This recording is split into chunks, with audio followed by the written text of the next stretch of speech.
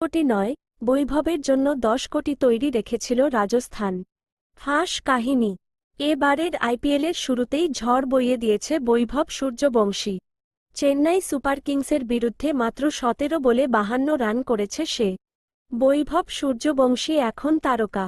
কবে ভারতীয় দলে তার অভিষেক হবে, সেই জল্পনা শুরু হয়ে গিয়েছে।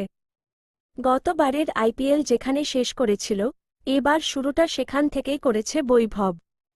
প্রথম ম্যাচেই ঝড় বইয়ে দিয়েছে। চেন্নাই সুপার কিংসের বিরুদ্ধে মাত্র 17 বলে 52 রান করেছে 15 বছরের ব্যাটার। 2 বছর আগে প্রথমবার বৈভবকে দেখেই রাজস্থানকে 10 কোটি টাকা তৈরি রাখতে বলেছিলেন দলের এক কর্তা। সেই কাহিনী ফাঁস হল এত দিনে। 2 বছর আগে আইপিএলের নিলামে 1 কোটি 10 লক্ষ টাকায় বৈভবকে কিনেছিল রাজস্থান। সেই সময় 13 বছরের এক ছেলের জন্য এত টাকা খরচ করতে দেখে অনেকে অবাক হয়েছিলেন। কিন্তু রাজস্থান মোটেও অবাক হয়নি। তারা আরও বেশি টাকা ধরে রেখেছিল বৈভবের জন্য। ততদিনে অনূর্ধ্ব-19 স্তরে ভারতের হয়ে খেলে ফেলেছে বৈভব।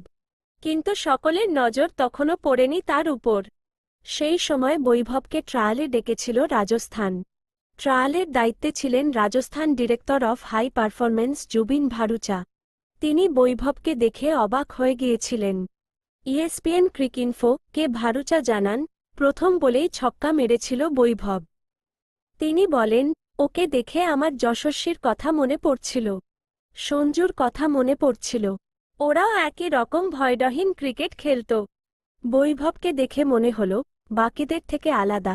বৈভবকে আরও কঠিন পরীক্ষার মুখে ফেলতে চেয়েছিলেন ভারুচা। তিনি বলেন, ট্রায়াল শেষে বৈভবকে আলাদা করে ডেকেছিলাম। কয়েকজন বোলার ছিল যারা ঘণ্টায় 157-158 কিলোমিটার গতিতে বল করত। 6 ফুটের উপর লম্বা।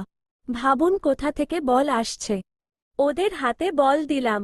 বৈভবকে বললাম, বল কিন্তু জোরে আসবে।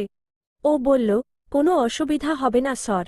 ওই গতিতে বলের বিরুদ্ধে বৈভবের ব্যাটিং দেখে ভারুচা ঠিক করে ফেলেছিলেন, এই ছেলেকে যেভাবে হোক নিতে হবে।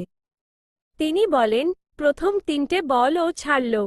দেখে মনে হল, আরাম করে ছাড়ছে। 4 নম্বর বলে সাইড স্ক্রিনের উপর দিয়ে ছক্কা মারল। সেই বলটা হয়েছিল ঘণ্টায় 157 কিলোমিটার গতিতে। এই শট সাধারণ ছেলে খেলতে পারে না।